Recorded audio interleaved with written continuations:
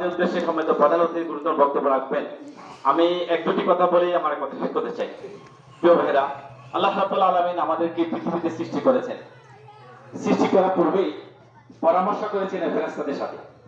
ফেরেশতাদের বলেছিলেন আল্লাহ রাব্বুল আলামিন, আমি এই পৃথিবীতে একদল জীব সৃষ্টি করতে চাই যারা আমার প্রতিনিধিত্ব করবে। তখন ফেরেশতারা বলেছিল, হে আল্লাহ, আমরা তো আপনার তাসবিহ পাঠ করি, আমরা তো আপনার ইবাদত করি, আপনার কথা মতো আমরা চলি, আপনি কেন একটা নতুন ফেরেশতা সৃষ্টি করতে চাচ্ছেন? আল্লাহ রাব্বুল আলামিন বলেছিলেন, আমরা যা জানি তোমরা তা জানো না।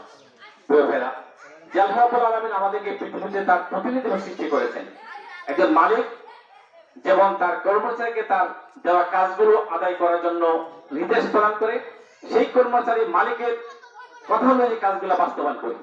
সেই কর্মচারী যদি তার মালিকের কথা অনুযায়ী কাজ না করে, সেই মালিক যেমন সন্তুষ্ট হয় না, ঠিক তদ্রুপভাবে আমার আল্লাহ রাব্বুল আলামিন আমাকে যে নির্দেশনা দিয়েছেন, যে আদেশ করেছেন, যে নিষেধ করেছেন, সেই আদেশ এবং নিষেধ অনুযায়ী যদি আমি না চলি, আমার মালিক কি সন্তুষ্ট হবে? কখনো সন্তুষ্ট হবে না। সম্মানিত উপস্থিতি, এজন্য যে আল্লাহ আমাকে এত সুন্দর করে পবিত্র করে সৃষ্টি করেছেন, তার দেখানো পথ অনুযায়ী চলা, সেই দেখানো পথের বাস্তব রূপ হচ্ছে আমাদের প্রিয় নবী মুহাম্মদ সাল্লাল্লাহু আলাইহি ওয়াসাল্লাম। যে রাসূল করিম সাল্লাল্লাহু আলাইহি ওয়াসাল্লাম যে কোরআন